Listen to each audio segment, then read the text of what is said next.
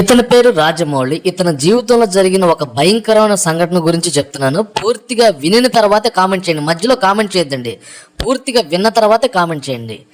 రీసెంట్గా రాజమౌళి గారు ఒక పెద్ద ఈవెంట్ కండక్ట్ చేశారండి. ఇది అందరికి కూడా తెలిసినటువంటి విషయమే. కొన్ని లక్షల మంది జనాభా హాజరయ్యారు. ఆ ఈవెంట్ దేని గురించి అంటే, మహేష్ బాబు సినిమా ఉంది కదా వారణాసి సినిమా గురించి ఒక పెద్ద ఈవెంట్ అనమాట. ప్రపంచవ్యాప్తంగా కొన్ని లక్షల మంది ఆన్లైన్లో చూశారు, లక్షల మంది ఆ సభకు హాజరయ్యారు. అయితే ఆ సభలో రాజమౌళి గారు ఒక మాట అన్నారండి, నేను దేవుణ్ణి పెద్దగా నమ్మను. దాని అర్థం ఏంటంటే, నేను దేవుణ్ణి నమ్మను అని అర్థం వస్తుంది అనమాట. ఇంకోటి ఏంటంటే, హనుమంతుడి గురించి కొన్ని వివాదాస్పదమైనటువంటి వ్యాఖ్యలు చేశారు. అది కూడా మీకు సోషల్ మీడియాలో లభ్యమైంది, ఒరిజినల్ వీడియో.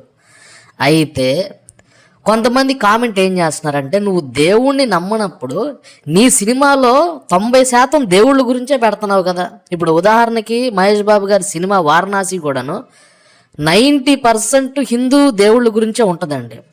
రాజమౌళి మూవీస్ అన్నీ చూడండి, 90% హిందూ దేవుళ్ళ గురించే చెప్తాడు. ఇక్కడ అందరు కూడా షాక్ అయినటువంటి విషయం ఏంటంటే, అందరూ కూడా ఆశ్చర్యపోయారు. రాజమౌళి ఒక నాస్తికుడు.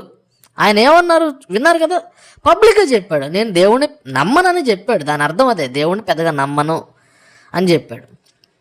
కొంతమంది కామెంట్స్, దేవుణ్ణి నమ్మనప్పుడు దేవుడి మీద సినిమాలు ఎలా తీస్తున్నావు, దేవుణ్ణే నమ్మనో నాస్తికుడివి కదా నువ్వు, మరి హిందూ దేవుళ్ళ మీద నువ్వు సినిమాలు ఎలా తీస్తున్నావు అని కొంతమంది కామెంట్ చేస్తున్నారు. దీని గురించి మీరు ఖచ్చితంగా కామెంట్ చేయండి, మీ అభిప్రాయాన్ని ఖచ్చితంగా